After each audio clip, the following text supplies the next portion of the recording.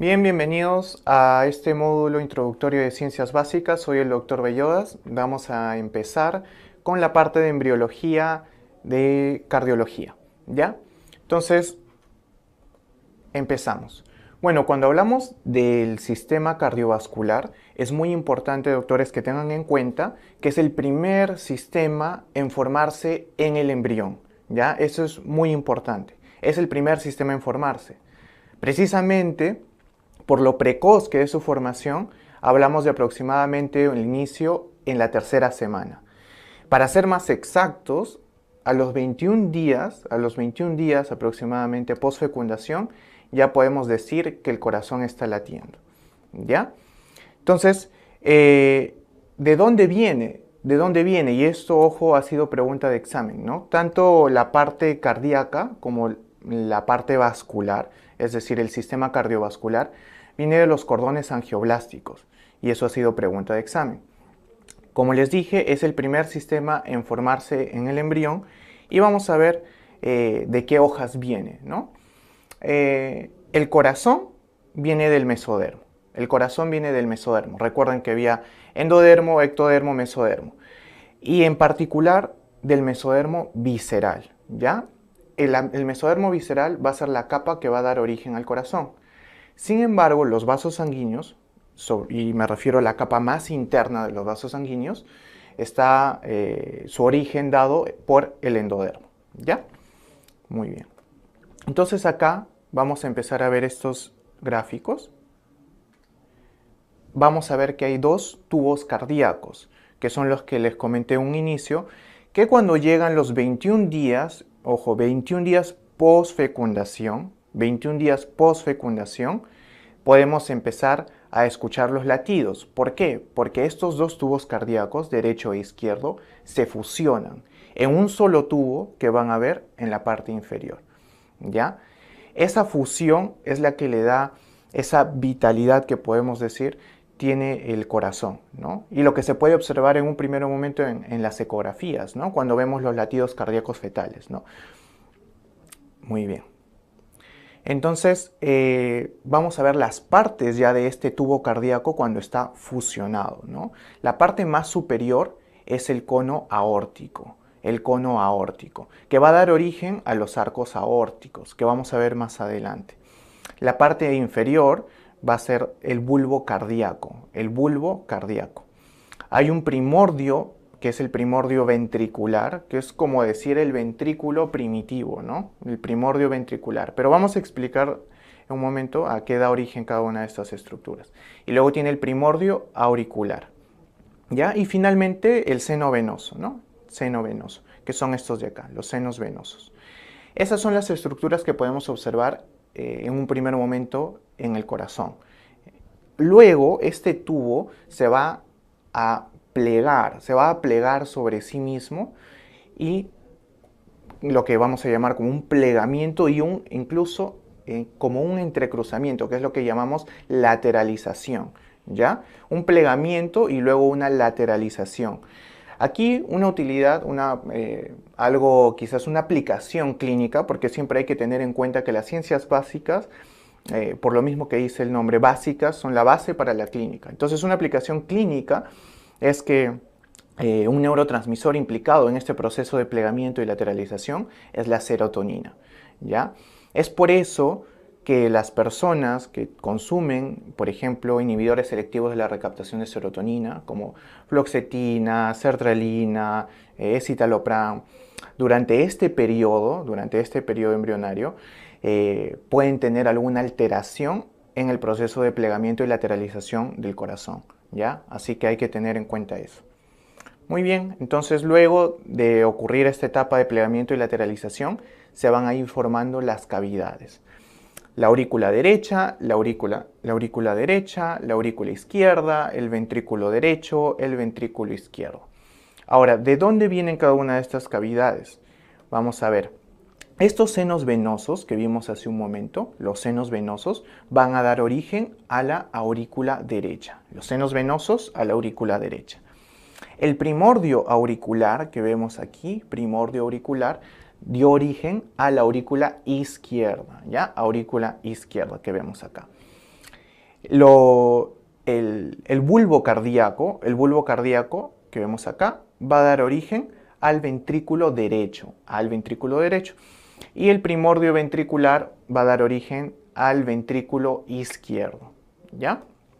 Luego la parte superior, como mencioné, de los conos aórticos, va a permitir la formación de los arcos aórticos, ¿ya? Los 6 arcos aórticos. Vamos a continuar. Entonces, luego del proceso de formación de las cavidades, vamos a empezar con los tabiques. Recuerden que estas 4 cavidades en un inicio que están conectadas tienen que empezar a separarse. Esos tabiques, tanto el tabique interauricular como el tabique interventricular, tienen que formarse por un proceso llamado la tabicación, que ocurre entre las 5 y 8 semanas aproximadamente. Ahora, lo primero que ocurre, y esto es fácil de recordar porque es lo primero, es la formación de un tabique primordial, un septum primum, ¿no? Septum primum. Y como todo septo, porque todavía no está completo en esta etapa, tiene un agujero y ese es el ostium primum. Entonces aquí vemos el septum primum y el ostium primum. Entonces septum primum, ostium primum, aproximadamente en la 5ª semana. Y en esta primera etapa luego se pasa a una más avanzada en que tenemos lo segundo. Por eso se llama ostium secundum y septum secundum. Ostium secundum y septum secundum. Ya aquí está tapado, pero dice septum secundum, ostium secundum, ¿no? Aquí está. Septum secundum, ostium secundum. La aplicación clínica de esto, que es muy importante también tener en cuenta la fase de tabicamiento, por ejemplo, es que una de las anomalías congénitas, en realidad la cardiopatía congénita más frecuente en los recién nacidos es el CIB, que es la comunicación interventricular, ¿no? Recuerden, característico por un soplo sistólico o un soplo pansistólico, ¿no? En la cual no se forma el tabique interventricular. Y en el caso de las aurículas, por ejemplo, la comunicación interauricular, la forma más frecuente es la forma de ostium secundum. Esa es la forma más frecuente de CIA. Y recuerden que clínicamente el CIA se caracteriza por un desdoblamiento fijo del segundo ruido cardíaco, ¿no? Esa quizás podría ser una aplicación clínica a esta parte embriológica. Ahora, recuerden que el foramen oval, doctores, en la circulación fetal, comunica la aurícula derecha con la aurícula izquierda, porque recuerden que la circulación en el feto va de la aurícula del sistema derecho al sistema izquierdo. En el momento del nacimiento, cuando sale el recién nacido, se activa la acción de los pulmones, las resistencias, o mejor dicho, las presiones pulmonares empiezan a disminuir. Esa disminución hace que de aquí, de la aurícula izquierda, el flujo pase hacia el lado derecho. Y es ahí que se empieza a cerrar el foramen oval, lo que deja una pequeña fosita que es la fosa oval. Ojo, el foramen oval en el feto era la comunicación entre la aurícula derecha y la aurícula izquierda. Ha sido pregunta de examen. Todo lo que está resaltado con amarillo ha sido pregunta de examen. Entonces hay que hacer mayor hincapié en eso porque a veces las preguntas se pueden repetir. Otro aspecto importante en todo este proceso de tabicamiento es que además hay unas estructuras que son estas de los costados, que son las almohadillas o cojinetes cardíacos que van a dar origen a las válvulas aurículo-ventriculares. En el lado derecho, recuerden, la válvula tricúspide y en el lado izquierdo, la válvula mitral. Muy bien. Finalmente, vamos a pasar a esa porción que dijimos más superior, que era la de los arcos aórticos, ¿ya? Los arcos aórticos, que son 6 principalmente, vamos a ver los arcos aórticos, van a dar origen sobre todo a estructuras arteriales, ¿ya? Por ejemplo, el primer arco aórtico va a dar origen a la arteria maxilar, El segundo arco aórtico se pueden acordar así. El primer arco aórtico, una arteria, y el segundo arco aórtico, 2 arterias, ¿no? Arteria ioidea y arteria estapedia. Segundo arco, arteria ioidea y arteria estapedia. Y por ejemplo, una forma de recordar el tercer arco es, como es 3, arteria carótida común, ¿no? Arteria carótida común, 3 palabras, ¿no? Arteria carótida común, también llamada arteria carótida primitiva. Ha sido pregunta de examen también, así que hay que tenerlo en cuenta. El cuarto arco aórtico va a dar origen a esta porción que es el callado de la aorta y a la arteria subclavia derecha, es decir, a lo que está de morado, ¿no? Arteria subclavia derecha y callado de la aorta. El quinto arco aórtico va a degenerar, no va a dar origen a ninguna estructura, degenera completamente, ¿ya? Y el sexto arco aórtico va a dar origen al conducto arterioso, que recuerden que comunica la aorta con la pulmonar, y al tronco de la arteria pulmonar, ¿no? El sexto arco aórtico. Entonces, en este esquema podemos ver tercer, cuarto, quinto arcos aórticos, ¿ya? La arteria carótida común, recuerden, del tercer arco aórtico vendría a ser las partes que están en rojo, ¿no? Del lado derecho y del lado izquierdo. Luego la arteria subclavia derecha, lo morado con el callado de la aorta, recuerden que viene del cuarto arco aórtico, ¿ya? El conducto arterioso, que vendría a ser este de acá, ¿no? Este de acá, va a ser originado por el sexto arco aórtico. Muy bien. Entonces, gracias por su atención. Eso sería con respecto a embriología del aparato cardiovascular. Muchas gracias.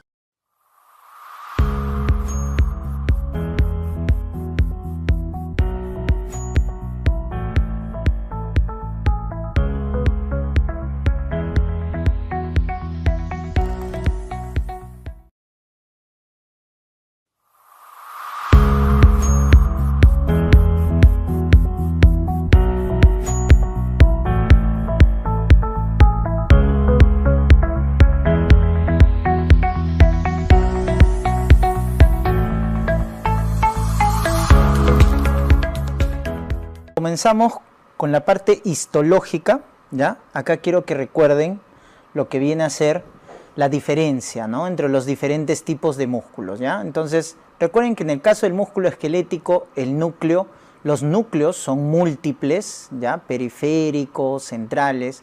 En el caso del músculo cardíaco es 1 a 2 núcleos centrales y en el caso del músculo liso es un núcleo central.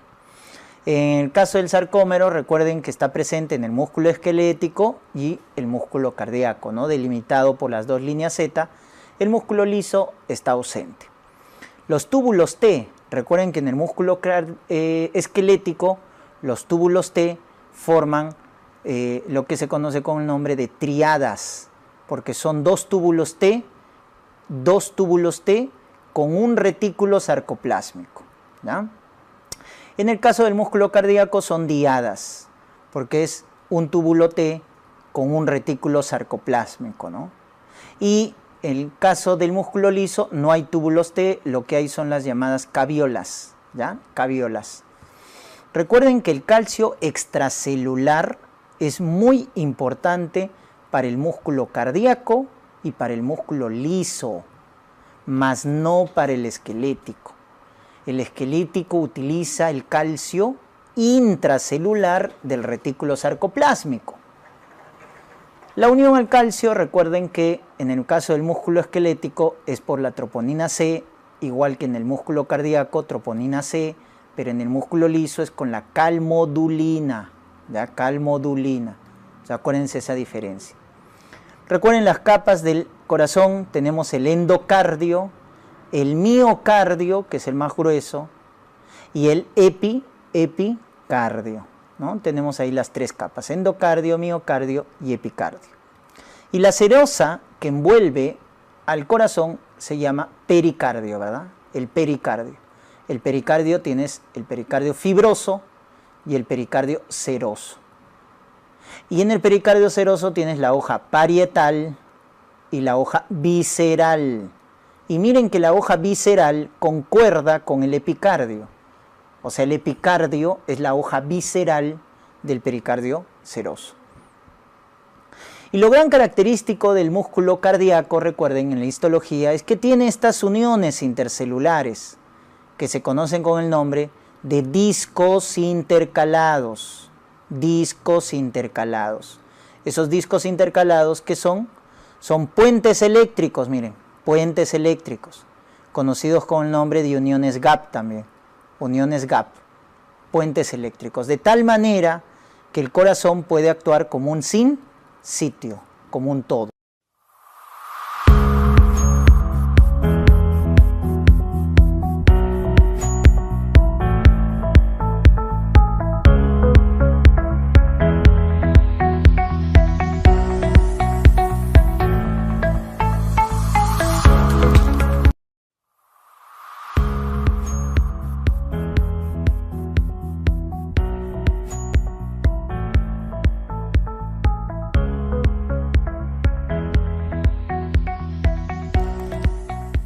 Bien, bienvenidos. Soy el Dr. Bellodas. Vamos a ver la parte de anatomía del aparato cardiovascular, o sea, correspondiente a la especialidad de cardiología, en esta primera parte introductoria de ciencias básicas. Vamos a empezar, doctores. Muy bien, la parte de anatomía tenemos que ver sobre todo las cavidades cardíacas, tenemos que ver la irrigación, que es muy importante, sobre todo por la aplicación clínica que tiene cuando veamos, por ejemplo, cardiopatía isquémica. También el drenaje venoso, la inervación, es decir, cuándo o cuál es la acción del sistema nervioso simpático y parasimpático, y finalmente ver un poco cómo están compuestas las arterias, las venas y los capilares. Entonces empezamos con el corazón. El corazón está ubicado en el mediastino medio, esa es la localización anatómica. Sin embargo, cuando nosotros vemos la localización en cuanto a radiología, decimos que el corazón está en el mediastino anterior, ¿ya? En el mediastino anterior. En radiología el corazón está en el mediastino anterior, en anatomía el corazón está en el mediastino medio, ¿ya? Pesa aproximadamente 280 a 350 gramos, ¿ya? Ese es el peso que tiene. Tiene 3 caras y 4 cavidades. Recuerden que las 3 caras son la cara anterior, lateral y inferior, ¿ya? Y las 4 cavidades que seguro recordarán son la aurícula derecha, la aurícula izquierda, el ventrículo derecho y el ventrículo izquierdo, ¿no? Entonces son esas 4 cavidades. Aquí hay una pregunta de examen que es muy importante, sobre todo con respecto a radiología. Se conoce a las vértebras que están entre las vértebras de T4 a T8 como las vértebras cardíacas de Giacomini. Las vértebras cardíacas de Giacomini no son más que las vértebras que en la radiografía tienen proyecciones cardíacas, ¿no? Por ejemplo, la T4 vendría a ser la vértebra supracardíaca, la T5 vendría a estar en relación más con el infundíbulo, T6 con la aurícula, T7 con el ventrículo y T8 sobre todo con el ápex, ¿ya? Pero en conjunto se llaman vértebras cardíacas de Giacomini, ¿ya? Ojo con eso, doctores. Las cavidades del corazón, es importante que les haga hincapié en esto, las cavidades derechas suelen ser más anteriores que las cavidades izquierdas, ¿ya? Por el mismo proceso de formación del corazón. Entonces, por ejemplo, si nosotros tuviéramos un trauma torácico, imaginen que hay un trauma con arma blanca, puede ser un cuchillo, la primera cavidad con la que va a tener contacto esa arma va a ser con una cavidad del lado derecho. Y en este caso, por ejemplo, sobre todo con el ventrículo derecho, ¿ya? También puede ser con la aurícula derecha, pero como el ventrículo derecho tiene más superficie, es más probable que sea afectado. Muy bien. Entonces vamos a empezar a describir las 4 cavidades. Empezamos con la aurícula derecha, ¿ya? La aurícula derecha tiene estas estructuras que son conocidas, vamos a poner aquí el puntero, como músculos pectíneos, ¿ya? Músculos pectíneos. También tiene la orejuela, que vendría a ser esta estructura triangular, la orejuela del lado derecho. Va a tener la desembocadura de 3 venas. La vena cava superior, la vena cava inferior, que tiene la válvula de Eustaquio, y el seno venoso coronario, ¿no? Que desemboca más o menos acá, cerca a la parte central del tabique interauricular. Recuerden que todo este es el tabique interauricular que está separando la aurícula derecha de la aurícula izquierda. Ahora, no se confundan porque la vena cava superior no tiene válvula. En cambio, la vena cava inferior y el seno venoso coronario sí tienen válvula, ¿ya? Ha sido pregunta de examen. ¿Cuál es la válvula del seno venoso coronario? La válvula de Tevesio. No se vayan a olvidar de eso. Precisamente esa válvula va a formar parte de una estructura que se llama triángulo de Koch o triángulo de Koch, ¿no? En realidad es un reparo anatómico que tiene como límites a la válvula de Tevesio, que es parte del seno venoso coronario, al tendón de Todaro, que está también en la aurícula derecha, y a la válvula tricúspide, ¿ya? La válvula tricúspide. ¿Por qué es importante este triángulo? Porque en este triángulo es donde podemos encontrar a una estructura del sistema de conducción del corazón, que es el nodo aurículo-ventricular, ¿ya? En este triángulo encontramos al nodo aurículo-ventricular. ¿Y dónde encontramos al nodo auricular o nódulo sinusal, también conocido como nódulo de Keith-Flack? ¿No? Nódulo sinusal o nódulo de Keith-Flack. A este nódulo lo encontramos más bien cerca de la desembocadura de la vena cava superior. Estoy refiriéndome al techo de la aurícula derecha, ¿no? Ahí es donde podemos encontrar el nódulo sinusal. Muy bien, vamos a hablar ahora de la aurícula izquierda. La aurícula izquierda es más posterior, como dijimos, ¿no? Las cavidades derechas son más anteriores, las cavidades izquierdas son más posteriores. Así que la aurícula izquierda es más bien la cavidad más posterior de todas. Por eso es que es la que tiene contacto con el mediastino posterior. La aplicación clínica, por ejemplo, de esto sería que cuando hay crecimiento de la aurícula izquierda puede dar síntomas como producto de la compresión que hace a las estructuras del mediastino posterior, como por ejemplo el esófago, ¿no? Algo que se puede ver con una dilatación excesiva de la aurícula izquierda, que van a ver más adelante en cardiología, ¿no? Aquí también desembocan venas, solo que son las 4 venas pulmonares, ¿ya? Las 4 venas pulmonares que recuerden, son esa excepción de los vasos, ¿no? Las venas normalmente llevan sangre desoxigenada, pero las venas pulmonares llevan sangre oxigenada, ¿ya? Por eso está de rojo. También tiene una orejuela, que es la orejuela izquierda, ¿no? Pero esta orejuela es un poco más estrecha, es un poco más pequeña y facilita la formación de trombos, ¿ya? Es por eso que la localización más frecuente de los trombos cardíacos es en la aurícula izquierda. También por la misma predisposición a formación de trombos, es el lugar más frecuente de una taquiarritmia, ¿no? De una taquiarritmia que es la fibrilación auricular, que es precisamente la causa más frecuente de eventos cardioembólicos, ¿no? Como arritmia, la fibrilación auricular. Y esos trombos se forman en la aurícula izquierda. Muy bien, con respecto al ventrículo derecho, ¿no? Volvemos a las cavidades del lado derecho, ventrículo derecho. El ventrículo derecho tiene un grosor aproximado de 4 a 5 milímetros, ¿ya? Un grosor aproximado de 4 a 5 milímetros.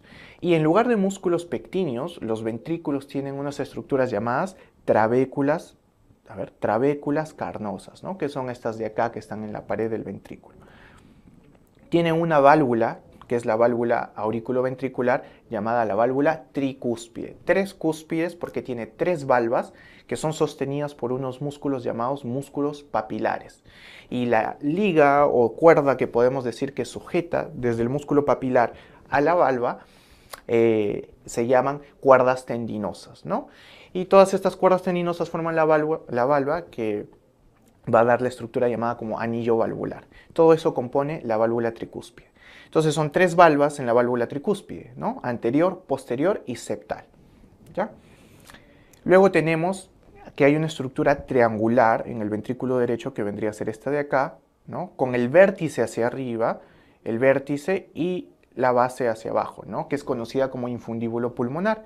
El vértice, precisamente, el vértice de este triángulo está dado por la válvula semilunar que corresponde a la arteria pulmonar, es decir, la válvula pulmonar, ¿ya? El vértice del infundíbulo está dado por la válvula pulmonar. También podemos encontrar aquí una estructura, que es esta de acá, que es llamada fascículo arqueado, también llamado fascículo arqueado o banda moderadora, fascículo arqueado, banda moderadora, tabique septomarginal también se lo llama. Y la importancia de esta estructura es que por ahí discurre la rama derecha del haz de His, que es parte del sistema de conducción. Entonces, por ejemplo, una enfermedad que pueda tener bloqueo de rama derecha tiene afectación de esta estructura. Por ejemplo, la enfermedad de Chagas causada por el Trypanosoma cruzi puede dar afectación del fascículo arqueado o banda moderadora, que en el electrocardiograma se ve como un bloqueo de rama derecha de las de His. Muy bien, entonces vamos a ver ahora el ventrículo izquierdo. El ventrículo izquierdo tiene mucho mayor grosor que el ventrículo derecho. Es más, es la cavidad con mayor grosor de las cuatro, ¿no? Por eso tiene la potencia para bombear la mayor cantidad de sangre. Es la cavidad con más importancia hemodinámica en el corazón, el ventrículo izquierdo. Su grosor es de aproximadamente 9 a 10 milímetros. Eso ha sido pregunta de examen, doctores, así que ténganlo en cuenta. Y cuando pasa los 15 milímetros aproximadamente, hablamos de hipertrofia del ventrículo izquierdo. ¿Ya? A partir de los 15 milímetros hablamos de hipertrofia del ventrículo izquierdo. Y ahí, por ejemplo, en el electrocardiograma, la aplicación clínica, ¿no? Podríamos ver los criterios de Sokolov-Lyon positivos, ¿no? ¿Qué más? En el ápex que se ubica, el ápex del corazón se ubica con respecto al ventrículo izquierdo, sobre todo la proyección anatómica de ese ápex está dada en la altura o en el cruce del quinto espacio intercostal izquierdo, ¿no? Quinto espacio izquierdo intercostal, con la línea media clavicular. Entonces, si nosotros juntamos la línea media clavicular con el quinto espacio intercostal izquierdo, aproximadamente ahí es donde podemos palpar el ápex del corazón, ¿no? El latido apical. La importancia de eso es que si nosotros lo encontráramos desplazado, por ejemplo, más a la derecha, en relación con la línea media, con la línea axilar anterior, por ejemplo, o más inferior en el sexto espacio intercostal, podemos pensar o ir pensando en una cardiomegalia, que se vería en la radiografía como un índice cardíaco más de 0.5, por ejemplo, ¿no? En los adultos. Esto ha sido pregunta de examen, así que ténganlo en cuenta. El ápex se localiza en el cruce del quinto espacio intercostal izquierdo con la línea media clavicular. Luego tenemos la válvula mitral, que tiene dos valvas, ¿no? Una valva anterior y una valva posterior. Muy bien, el ventrículo izquierdo es el más importante desde el punto de vista hemodinámico. Vamos a hablar ahora, lo que vemos a la derecha, son las estructuras valvulares. ¿Ya? Lo que está más hacia abajo de la imagen es más anterior y lo que está más hacia arriba es más posterior. ¿Ya? Estamos viendo una vista superior de estas estructuras. ¿Ya? Entonces, hacia acá va a ser el lado derecho. O sea, estas estructuras están en el lado derecho, estas en el lado izquierdo. ¿Ya? Entonces vamos a ver. Las válvulas auriculoventriculares tienen un área aproximada de 4 a 6 centímetros cuadrados. En cambio, las valvas que corresponden a la arteria aorta y a la arteria pulmonar, también llamadas valvas semilunares, tienen un área aproximada de 2 a 3 centímetros cuadrados. Eso es importante para compararlo cuando hay enfermedad, como por ejemplo en la estenosis, las estenosis aórticas, pulmonares, mitrales, tricuspide. Muy bien. Entonces, vamos a hablar un poco de la válvula aórtica. La válvula aórtica vendría a ser la que está acá, ¿no? La válvula aórtica vendría a ser la que está acá. Ahora, la válvula aórtica se pueden acordar así, aórtica de A, tiene dos valvas anteriores, ¿ya? Dos valvas anteriores, también llamadas valvas coronarias, ¿no? Precisamente esas pequeñas valvas tienen senos, que son los senos coronarios, donde podemos ubicar el origen de las arterias coronarias derecha y arteria coronaria izquierda. Y una valva posterior. Como en regla mnemotécnica podrían acordarse, ¿no? La válvula aórtica, dos anteriores, dos anteriores. Y por ende, la pulmonar, P, pulmonar, tiene dos posteriores. Entonces tiene una anterior y dos posteriores, derecha e izquierda, ¿no? Perdón. La válvula pulmonar. Ahora, hay unas estructuras que sirven como reforzamiento para que las valvas encajen mejor y evitar así el flujo retrógrado de sangre, que son los nódulos, que en la válvula aórtica igual A de aorta se llaman nódulos de A Arancio, ¿ya? Nódulo de Arancio, válvula aórtica. Recuerden que esto de dos anteriores ha sido pregunta de examen también. Y en la válvula pulmonar se llaman nódulos de Morgagni, ¿ya? Nódulos de Morgagni. Muy bien. Entonces con esto tenemos descritas las 4 cavidades y vamos a hablar sobre la irrigación y el drenaje venoso del corazón. La irrigación del corazón está dada principalmente por las arterias coronarias, ¿ya? La arteria coronaria derecha. De esto se ha preguntado, ¿qué irriga la arteria coronaria derecha? Esta es una vista anterior del corazón donde vamos a ver aquí el lado derecho, aquí el lado izquierdo. Entonces esta arteria que está acá, que discurre por el surco atrioventricular derecho, es la arteria coronaria derecha, que va a irrigar al nódulo sinusal, al nódulo auriculoventricular, a la rama derecha de las de His. En otras palabras, la arteria coronaria derecha es la encargada de darle el soporte nutritivo al sistema, a la mayor parte del sistema de conducción. Por eso se conoce la arteria coronaria derecha como la que da el mayor soporte eléctrico al corazón, ¿ya? Y por otro lado, la arteria coronaria izquierda da el soporte mecánico, ¿no? Además, cuando pasa hacia la parte posterior, en esta imagen de la derecha vamos a ver, ¿no?, la parte posterior, o sea, aquí estaría la arteria coronaria derecha y se está continuando por acá, ¿no? Este vendría a ser el ventrículo derecho, la aurícula derecha, y el surco interventricular posterior. Por aquí discurre la arteria descendente posterior, rama de la arteria coronaria derecha. ¿Por qué es importante esta arteria? Porque es la que da la dominancia. Dominancia. Cuando hablamos de dominancia, decimos que hay dominancia derecha cuando la arteria coronaria derecha es la que dio origen a la descendente posterior. Hablamos de dominancia izquierda cuando la coronaria izquierda dio origen a la descendente posterior. Pero lo más frecuente es que sea originada por la coronaria derecha. Ahora, la descendente posterior va a irrigar sobre todo la parte inferior o cara inferior del corazón o diafragmática, ¿ya? Porque es la que está en contacto con el diafragma. Así también el tercio posterior del tabique interventricular, ¿ya? El tercio posterior del tabique interventricular, ¿ya? Porque vamos a ver que los 2 tercios anteriores están dados más bien por la descendente anterior, pero ahorita lo vamos a ver. Entonces tenemos también la arteria coronaria izquierda, que es esta de acá, que en realidad es muy corta porque empieza como un tronco coronario izquierdo. Este tronco va a dar origen a 2 arterias muy importantes, que han sido preguntas, ¿no? La arteria circunfleja. La arteria circunfleja porque está circundando, ¿no? Se va como para el costado. Es la que irriga la cara lateral del corazón, la cara lateral del corazón. Eso ha sido pregunta de examen.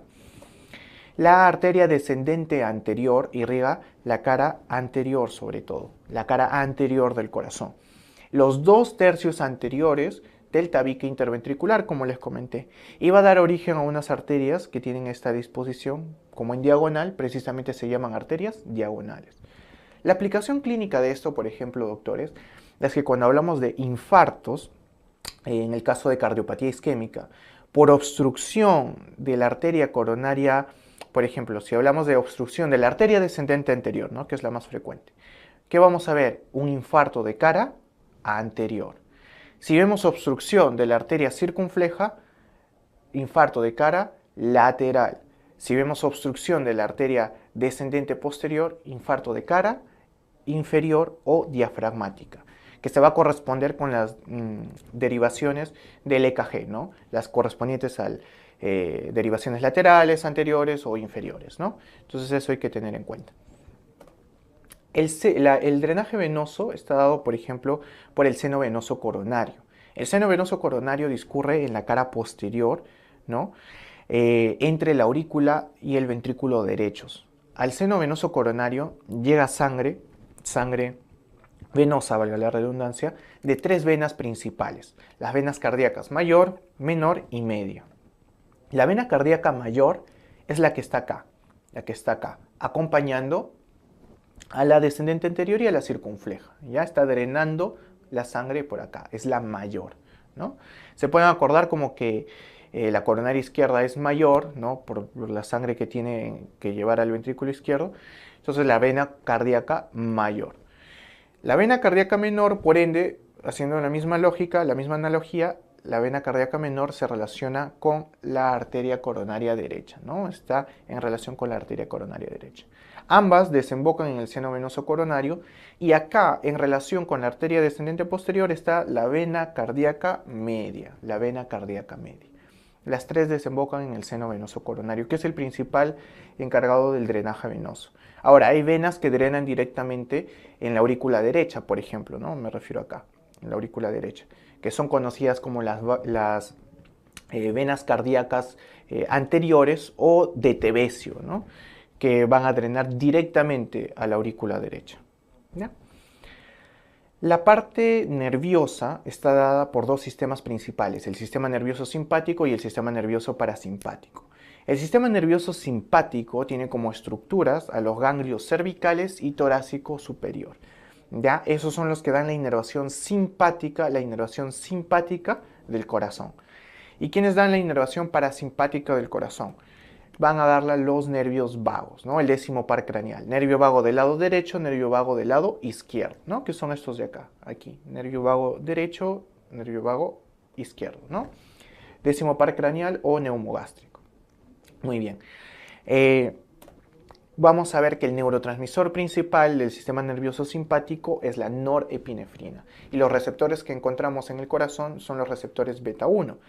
A diferencia del parasimpático que tiene la acetilcolina y los receptores muscarínicos. Muscarínicos, no se vayan a confundir. Receptores muscarínicos M2, ¿ya? En el corazón. Ahora, ¿cuál es la importancia del sistema nervioso simpático o parasimpático? El sistema nervioso simpático va a dar un aumento, o su estímulo va a dar un aumento de la frecuencia cardíaca, que es lo que conocemos como cronotropismo positivo, porque la aumenta, y de la fuerza de contracción del corazón, lo que se conoce como ionotropismo positivo. ¿Ya? Entonces la estimulación del simpático va a estimular el cronotropismo positivo y el ionotropismo positivo. Ahora, el sistema nervioso parasimpático va a ser lo contrario, es decir, cronotropismo e ionotropismo negativos. ¿Ya?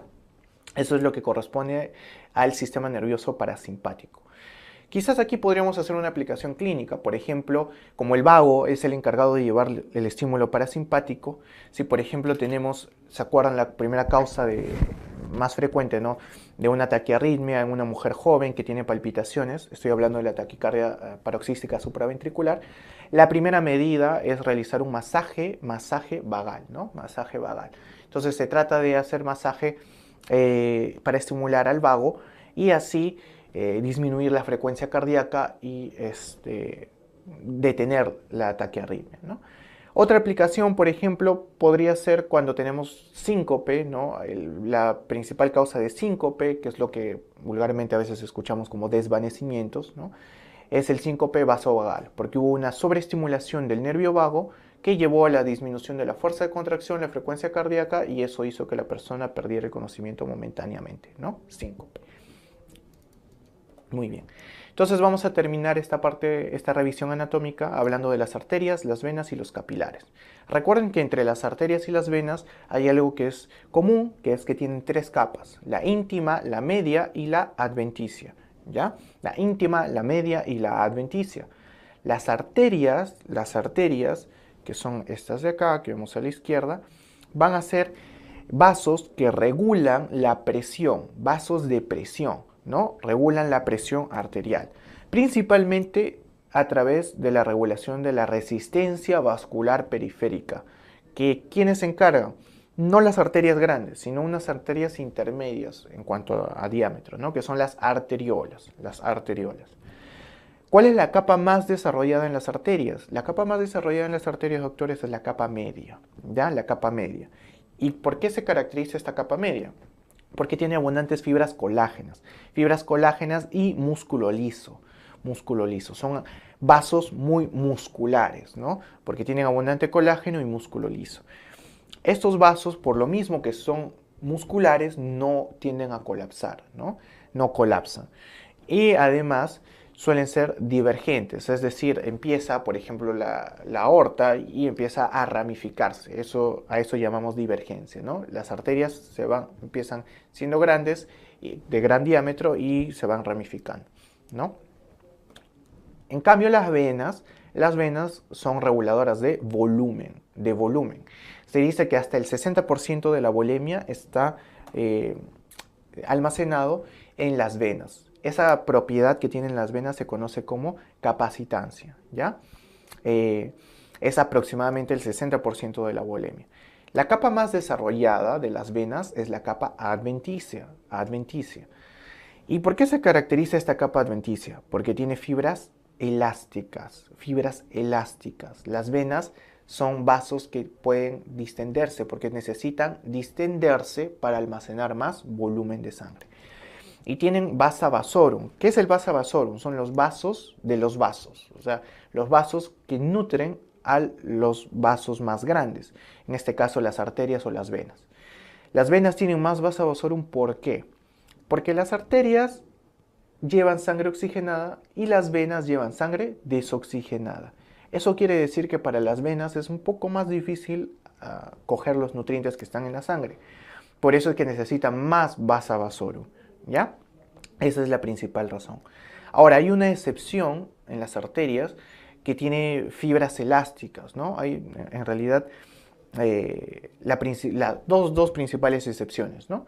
Que son la arteria aorta y la arteria pulmonar. Las arterias aorta y pulmonar son las que tienen una capa media con muchas fibras elásticas, ¿ya? Las venas sí colapsan, ¿no? Las venas colapsan y son vasos convergentes, ¿no? Empiezan a ser pequeñas vénulas y se van juntando para formar venas más grandes. Esta aplicación clínica, por ejemplo, para el colapso podría ser cuando estamos haciendo una ecografía, imagínense en el cuello y no diferencian bien si es la carótida o la arteria carótida o la vena yugular. Entonces pueden intentar presionar un poco para ver si el vaso colapsa. Si colapsara es la vena yugular probablemente, si no colapsa es la arteria carótida, ¿no? Los capilares son los responsables de la microcirculación. La microcirculación está dada principalmente en el intercambio y en la conexión que ocurre entre las pequeñas arterias, que son las arteriolas, y las pequeñas venas, que son las vénulas. Todo este enmarañado, esta unión que hace que el sistema cardiovascular sea un sistema cerrado, está dada por los capilares, ¿ya? Entonces hay un lado arterial, que es el encargado de filtrar la sangre oxigenada, y un lado venoso, que es el encargado de reabsorber la sangre desoxigenada, ¿ya? Y en medio están pues los capilares. Ahora, en el lado arterial podemos encontrar una estructura muy particular, que es el esfínter precapilar, antes de llegar al capilar, ¿no? En el lado arterial, que también es conocido como el esfínter de Jacobi. La utilidad de este esfínter es que impide que llegue un flujo sanguíneo excesivo a los capilares y que no se sobresaturen, ¿no? Por eso es que imagínense si hay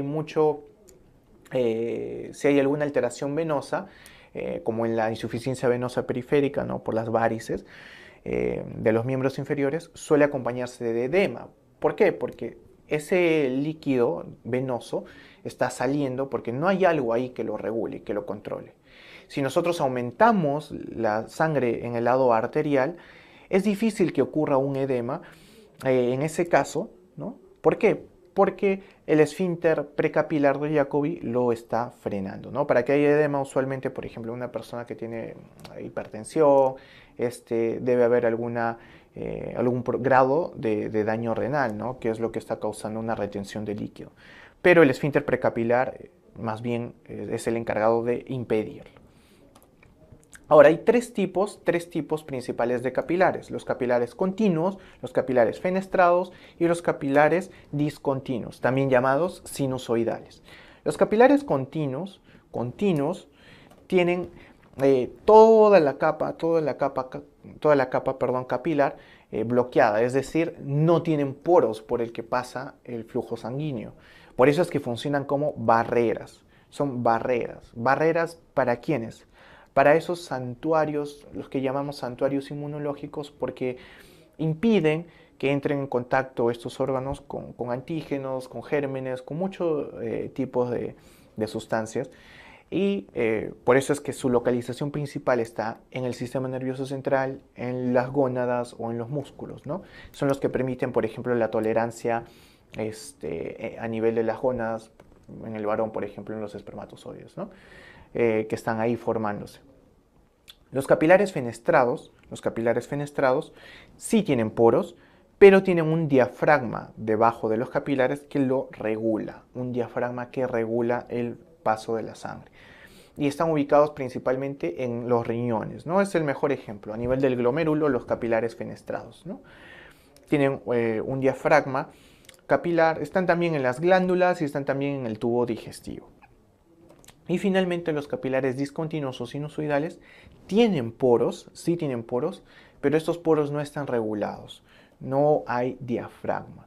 Entonces la sangre llega y sale y hace, es como si hiciera lo que quisiera, ¿no?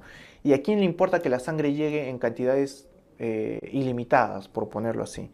A los órganos linfoides, ¿ya? A los órganos linfoides. Por eso es que los capilares discontinuos o sinusoidales están principalmente en los órganos linfoides, como por ejemplo la médula ósea roja, el hígado, que también está implicado en mucho, los sinusoides hepáticos, por ejemplo, ¿no?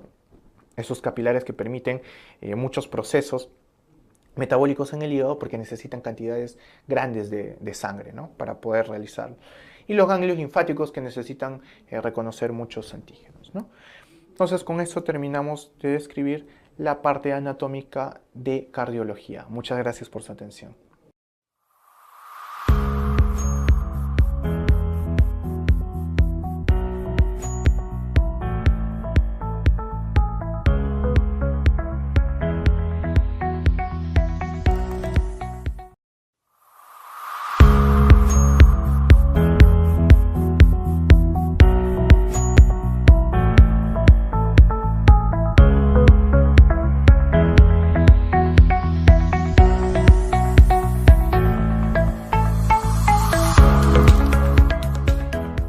Muy bien, acá tenemos el sistema sinusal. El sistema sinusal está formado por el llamado nodo sinusal, que es nuestro marcapaso fisiológico. Luego este nodo sinusal le envía el impulso eléctrico hacia el nodo AB a través de haces internodales. Tenemos el haz internodal, en este caso, ¿no?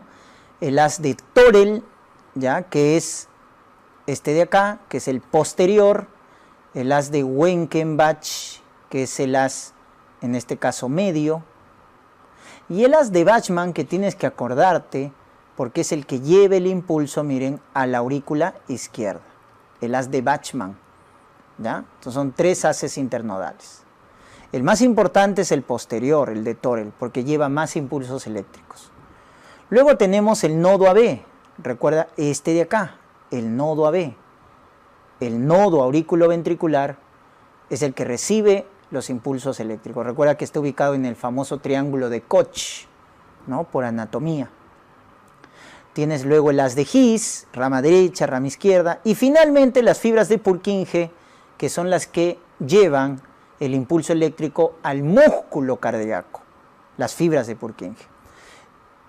Podemos decir que el nodo sinusal es nuestro marcapaso primario o marcapaso fisiológico. El nodo AB es el marcapaso secundario, ¿ya?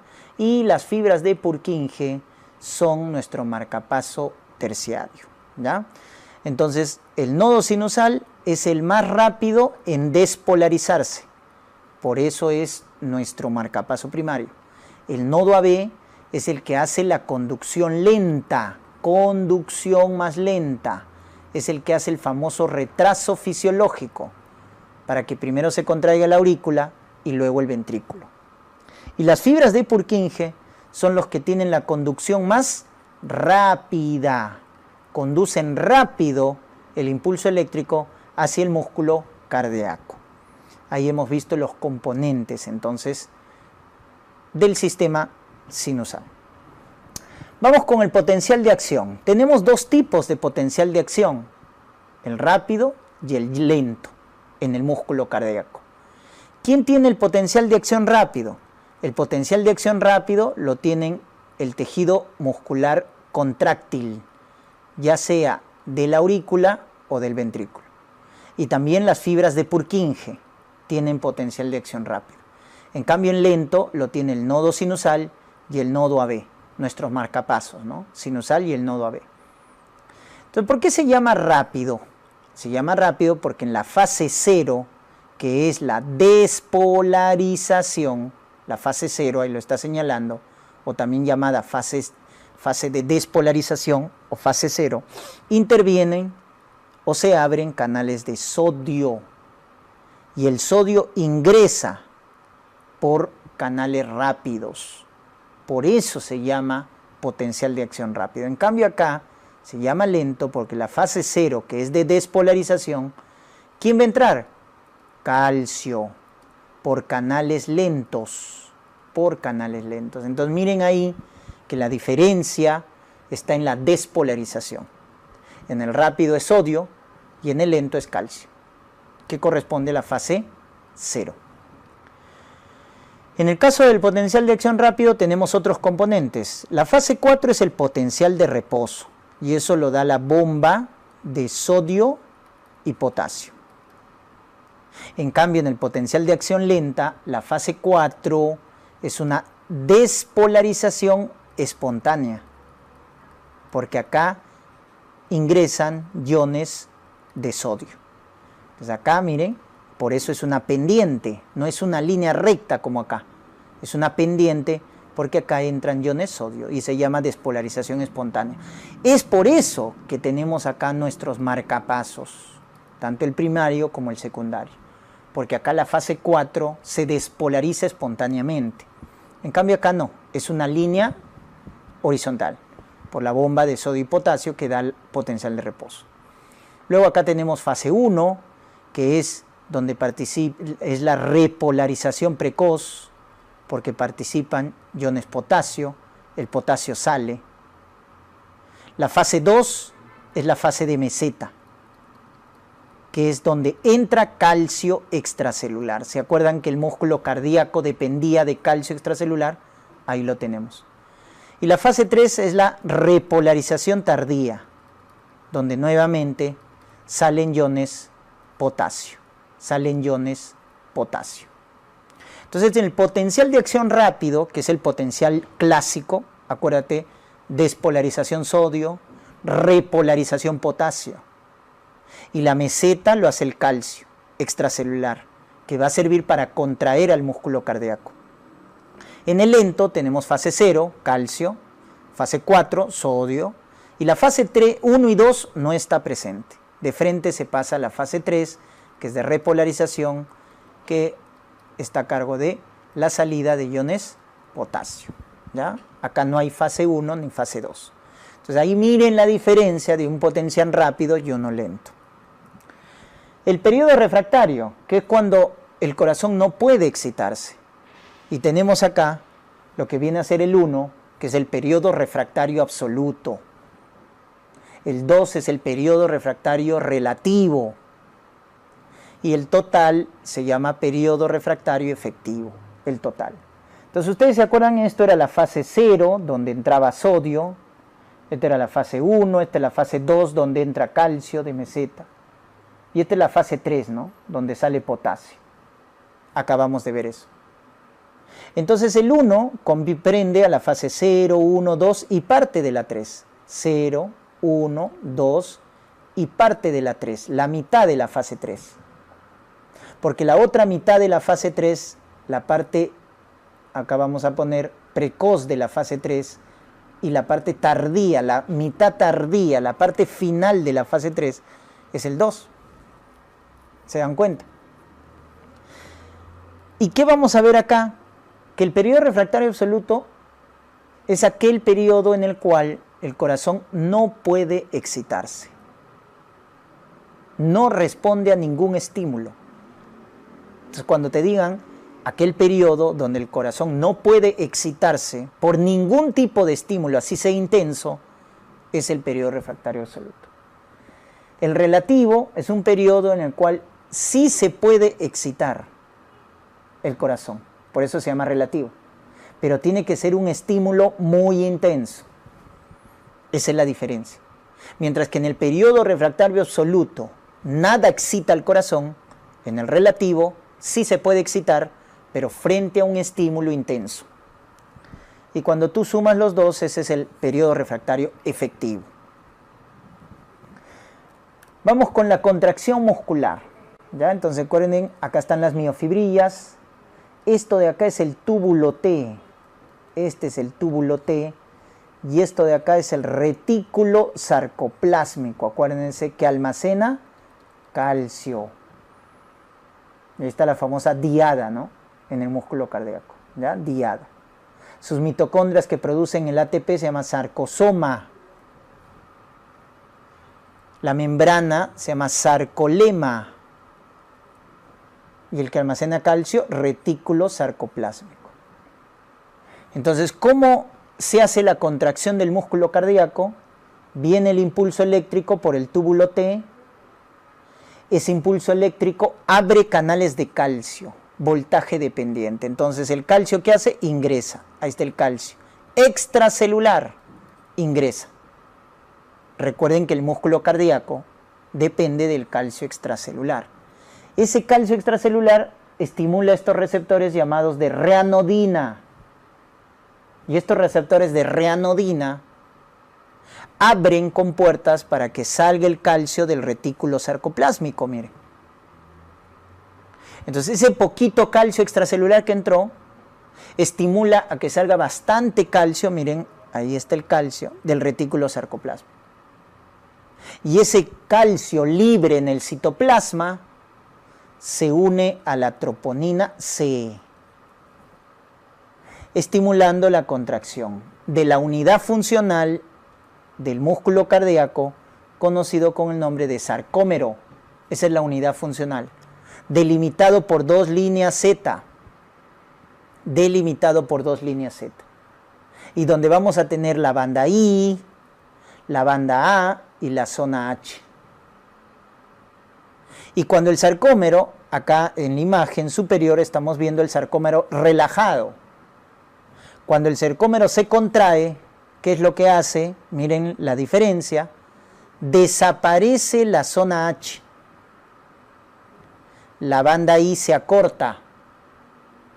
Y la banda A se mantiene constante. Te pueden preguntar eso. Cuando el sarcómero se contrae, la banda A constante. La zona H desaparece. Y la banda I se acorta. Muy bien, el ciclo cardíaco, recuerden que en el ciclo cardíaco tenemos dos fases, la sístole y la diástole. La diástole es las 2/3 partes, ¿ya? 2/3 partes, y la sístole es 1/3 parte, ¿correcto? 1/3 parte. Entonces miren quiénes forman parte de la sístole, ¿no? La sístole es la eyección y la contracción isovolumétrica, que está de rojo. Y la diástole, que está de azul, es la fase llenado y la fase relajación isovolumétrica. Muy bien. La fase de llenado, recuerden doctores, que tiene 3 etapas. El llenado rápido, que es 70%. El llenado lento, que es 10%. Y como es un ciclo, volvemos acá, la última etapa del llenado, que es la contracción auricular. Son 3 etapas en la fase de llenado. Entonces termina de llenar el ventrículo, ahí está, miren, en la contracción isovolumétrica. Se termina de llenar el ventrículo. Eso forma el llamado volumen telediastólico, volumen de llenado final, que vale 120 mililitros. Y en la contracción isovolumétrica, recuérdate que se cierran las aurículo-ventriculares. Y ese cierre de las válvulas auriculoventriculares producen el primer ruido cardíaco. Entonces miren en qué etapa se produce el primer ruido, contracción isovolumétrica. Luego viene la fase eyección, donde la sangre del ventrículo izquierdo sale a la aorta. Eso es lo que se llama volumen sistólico, o volumen de expulsión, o volumen de eyección, que vale 70 mililitros. Ese es el famoso volumen sistólico o volumen de eyección. Es por eso que acá puedes sacar un cociente. al dividir el volumen telediastólico, que es el volumen de llenado final, que representa la precarga, con respecto al volumen sistólico de eyección, o también llamado volumen de latido. Entonces habíamos dicho que esto vale 120 y esto vale 70.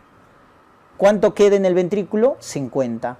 Ese es el volumen telesistólico o volumen residual.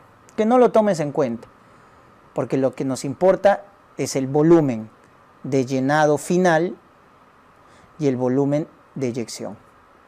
Ya que al dividir, miren, formamos un cociente llamado fracción de eyección entre el volumen sistólico y el volumen telediastólico, que siempre debe ser más del 50%. Esa fracción de eyección, recuérdense, se evalúa con el ecocardiograma y evalúa la función sistólica del corazón. Entonces ya sabes cómo se calcula la fracción de eyección. Volumen sistólico sobre volumen telediastólico. Luego tenemos por acá la relajación isovolumétrica, donde se cierran las válvulas semilunares, la aórtica y la pulmonar, y se produce el segundo ruido. Miren que el segundo ruido se da en la relajación isovolumétrica.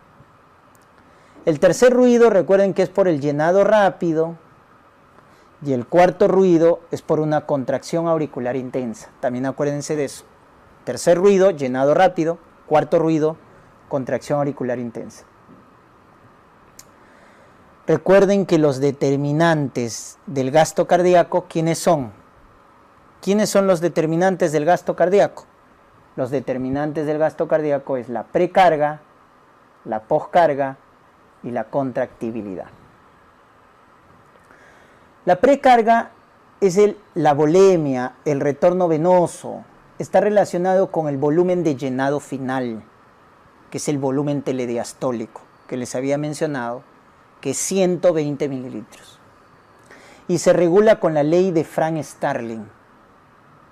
¿Y qué es la ley de Frank-Starling?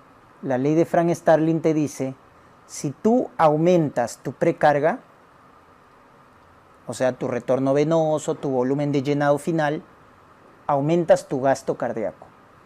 Entonces, tu curva de Frank-Starling es así, miren, una pendiente, hasta que llega a una meseta, ¿no? Un máximo. Entonces, Frank-Starling te dice eso, si tú llenas con más sangre al corazón, el corazón expulsa más sangre, miren. Entonces, llenas más, expulsas más sangre. A mayor precarga, mayor gasto cardíaco. Esa es la ley de Frank-Starling. Poscarga es la tensión parietal regulada por la resistencia vascular periférica. Representa el estrés de la pared ventricular, la tensión parietal.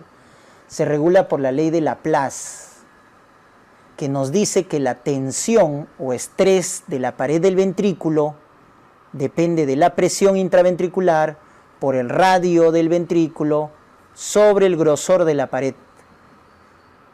Y acá está el detalle, ¿no?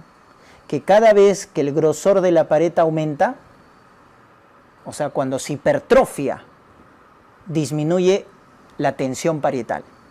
Disminuye la tensión parietal. Cada vez que el corazón se hipertrofia, porque son inversamente proporcionales. Ahí lo están viendo. Muy bien. Entonces, precarga, Frank-Starling, poscarga, ley de Laplace. Y la contractibilidad, que básicamente depende del calcio. Esos son los llamados determinantes del gasto cardíaco. ¿Y cómo se calcula el gasto cardíaco? Miren, volumen sistólico por frecuencia cardíaca. Recuerden, esa es la fórmula del gasto cardíaco. Volumen sistólico por frecuencia cardíaca. La frecuencia es 70 latidos por minuto. El volumen sistólico es 70 mililitros. ¿Correcto? 70 mililitros es lo que expulsa el corazón en cada ciclo cardíaco. Es por eso que cuando multiplico estos dos, me sale 4.900, ¿no? Pero que más o menos sería 5 litros por minuto. Ese es el gasto cardíaco. 5 litros por minuto. Y si tú lo multiplicas con la resistencia, gasto por resistencia, te da este parámetro hemodinámico que es la presión arterial. Es gasto por resistencia. El gasto lo da el corazón y la resistencia los vasos, ¿no? ¿Quién es el principal regulador de la resistencia? Las arteriolas. La presión, tienes una presión máxima que es la presión sistólica, que más o menos vale 120, y la mínima, la diastólica, que más o menos vale 80. Tenemos la presión de pulso, que simplemente es la resta sistólica menos la diastólica. ¿Cuánto sería? 40. Presión de pulso. Pero también tienes la presión arterial media. La presión arterial media, recuerden que se calcula como la presión sistólica más 2 veces la diastólica sobre 3. Esa es la fórmula para el cálculo de presión arterial media. Sistólica más 2 veces la diastólica sobre 3. Más o menos sale 90 milímetros de mercurio. En la circulación, recuerden acá, en la circulación, que el gran regulador de la volemia, ¿quién es? Las venas. Recuerden que las venas son reservas de volumen. En cambio, los que regulan la resistencia son las arteriolas. Ese es el dato. ¿Quién regula el volumen? Las venas. ¿Quién regula la resistencia? Las arterias, específicamente las arteriolas. ¿Cuál es el órgano que consume más gasto cardíaco? El hígado, miren, ahí está, el hígado, porque consume hasta un 25% del gasto cardíaco. Entonces, el que consume más volumen. El que consume más volumen por gramo de tejido, el riñón. Más volumen por gramo de tejido. El que consume más oxígeno, el músculo esquelético. El que consume más oxígeno por gramo de tejido, el corazón. Ahí están los datos, ¿correcto? Recuerden que hay una circulación menor, llamada pulmonar, y una circulación mayor, también llamada sistémica. Recuerden que en la circulación pulmonar, ¿no es cierto?, el flujo sanguíneo es igual al flujo sanguíneo de la circulación mayor. La diferencia es que la circulación pulmonar maneja menos presión y menos resistencia. En cambio, la circulación sistémica maneja más presión y más resistencia. Pero como es un cociente, y ahí está la fórmula del flujo sanguíneo, miren, el flujo depende de presión y resistencia. Como es un cociente, al final el flujo se mantiene constante. Entonces, tanto por la circulación pulmonar y sistémica pasa igual cantidad de volumen. La diferencia es que la circulación pulmonar maneja menos presión y menos resistencia, y la mayor más presión y más resistencia. En el caso del endotelio hay que recordar las sustancias vasodilatadoras que se producen en el endotelio, donde el más importante, recuerden, que es el óxido nítrico, producido a partir de la L-arginina, ¿no? Entonces el óxido nítrico es la gran molécula que va a relajar al músculo liso de los vasos sanguíneos, produciendo vasodilatación. Frente al estímulo de acetilcolina, sustancia P, bradicinina, también es un vasodilatador. Las endotoxinas bacterianas, como el lipopolisacárido de las bacterias, ¿no es cierto?, productoras de sepsis, ¿no?, cuando se daña el endotelio. La prostaglandina E, la prostaciclina o prostaglandina I2. Todas estas sustancias, recuerden que son vasodilatadoras. A diferencia de la angiotensina 2, de la endotelina, del tromboxano o de la prostaglandina F, que son vasoconstrictoras, estimulan la contracción del músculo liso, ya que aumentan el calcio intracelular. Entonces tengan en cuenta los vasodilatadores y los vasoconstrictores. Recordar el óxido nítrico, que se produce a partir de este aminoácido llamada la L-arginina y que actúa con un segundo mensajero, que es el GMP cíclico, y es un potente vasodilatador. ¿Quién es su antagónico? La endotelina, así como la prostaciclina, que es vasodilatadora y antiagregante plaquetaria, tiene su antagónico, que es el tromboxano, que es vasoconstrictor y proagregante plaquetario. Sistema renina-angiotensina-aldosterona, muy importante, ¿no? Porque vamos a tener acá que el hígado produce angiotensinógeno, que es un péptido, acuérdense, ¿no?, que tiene 14 aminoácidos. Este péptido, por la renina producida en el riñón, se va a convertir en angiotensina 1, que tiene 10 aminoácidos. Y luego la angiotensina 1 por la ECA se convierte en angiotensina 2, ¿correcto?, que tiene 8 aminoácidos.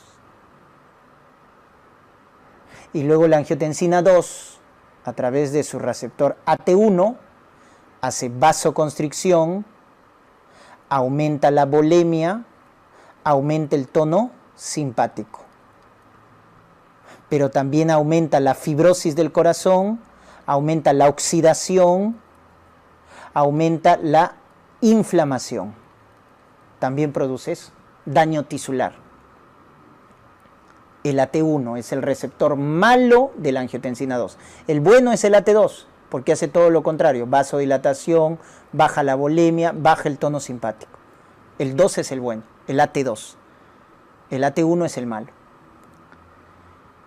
Entonces, esa es la cascada llamada renina-angiotensina-aldosterona, porque al final también la angiotensina 2, me faltó acá, aumenta la secreción de aldosterona. Aumenta la secreción de aldosterona.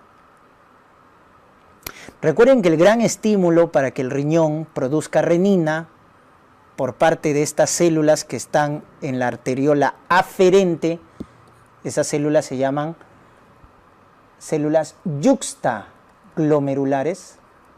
Su principal estímulo para producir renina es la hipoperfusión renal. Cuando le llega menos perfusión al riñón, las células yuxtaglomerulares producen renina y se activa esta cascada. Pero recuerden también la función de la ECA2, que convierte la angiotensina 1 en una angiotensina 1,9 y la angiotensina 2 en una angiotensina 1,7. Acuérdense la función de la ECA2. Luego la 1,9 se convierte por la ECA en 1,7 y este metabolito 1,7 trabaja a través de su receptor MAS y hace todo lo contrario del AT1, que es el receptor malo de la angiotensina 2, haciendo vasodilatación, bajando la secreción de aldosterona, bajando la volemia, bajando el tono simpático. Es antifibrótico, es antioxidante, es antiinflamatorio. Entonces la ECA2 se convierte en el contrarregulador fisiológico del sistema renina-angiotensina.